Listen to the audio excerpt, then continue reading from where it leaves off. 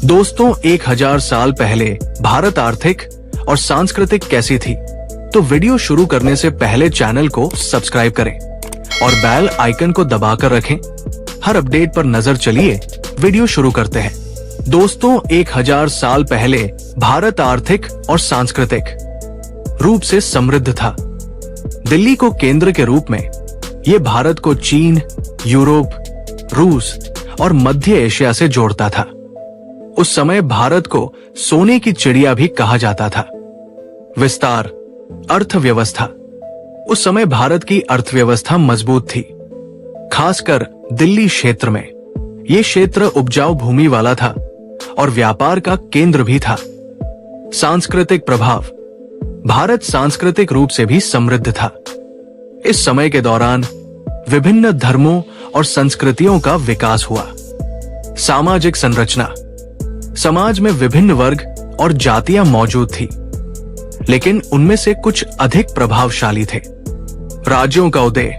विभिन्न राज्यों और साम्राज्यों का उदय हुआ, जिनमें से कुछ महत्वपूर्ण थे, जैसे कि दिल्ली सल्तनत और मुगल साम्राज्य। युद्ध और संघर्ष।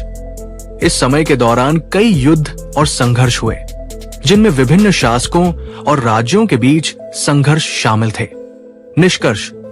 1000 साल पहले भारत आर्थिक, सांस्कृतिक और सामाजिक रूप से एक समृद्ध और विविध देश था। ये एक महत्वपूर्ण समय था जब विभिन्न संस्कृतियों और साम्राज्यों का विकास हुआ था। 1800 साल पहले भारत में शराब पीने के बाद हैंगओवर कैसे उतारा जाता था? कालिदास के लिखे से हमें प्राचीन भारत के बारे में कई जानकारियां मिलती है। 1800 साल पहले लोग क्या खाते थे, क्या पहनते थे, सजते संवरते कैसे थे, कितने तरह की शराब मिलती थी और ये कैसे बनती थी, इन सब का उल्लेख किया गया है। हजारों साल पहले की दुनिया कैसी थी, लोग क्या खाते थे, क्या पहनते थे, कैसे सफर करते थे, इन बातों का आंसर हम सभी अंदाजे से जानते हैं, लेकिन ये अंदाजा बहुत सूखा सूखा है। क्या मजा आए अगर कोई विस्तार से बताए कि 1800 साल पहले पुलिस वाले घूस कैसे मांगते थे, या सरकारी विभाग में वाइल आगे कैसे बढ़ती थी, बैंक कैसे काम करते थे? इन सवालों के जवाब हमें देकर गया है वो शख्स जिन्हें हम महाकवि कालिदास के नाम से जानते हैं। कालिदास के लिखे से हमें प्राचीन भारत के बारे में क्या क्या पता चलता है। 900 साल पहले लोग वेज और नॉन वेज दोनों खाया करते थे।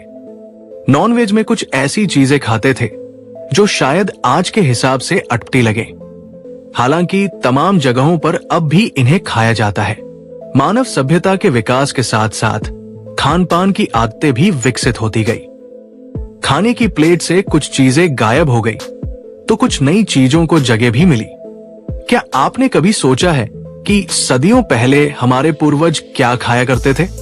महादेव एन जोशी और BS हेब्बाली की किताब मनसोलासा एंड आयुर्वेदा से साल 1127 में भारत में खानपान की विस्तार से जानकारी मिलती है। किताब की कहानी साल 1127 से शुरू होती है। उस वक्त कर्नाटक के कल्याणा में सोमेश्वरा तृतीय राजा हुआ करते थे। वो साल 1139 तक गद्दी पर रहे। उनका शासनकाल बहुत शांति भरा रहा। सोमेश्वरा तृतीय ने अपने जीवन का ज्यादातर समय उस दौर की जीवन शैली को एनसाइक्लोपीडिया के रूप में तैयार करने में लगाया। बाद में महादेव एन जोशी और BS हेब्बाली ने इस एनसाइक्लोपीडिया को सिस्टमैटिक रूप से एक किताब के रूप में पेश किया। लगभग 1000 साल तक, मोटे तौर पर 600 ईसा पूर्व से 500 ईस्वी के बीच, भारत एक गतिशील, प्रगतिशील और समृद्ध राष्ट्र था, लेकिन बहुत पहले ही अंधकार युग में चला गया था। चैनल को सब्सक्राइब करके पास वाली घंटी जरूर बजा दीजिए। जय हिंद, वंदे मातरम।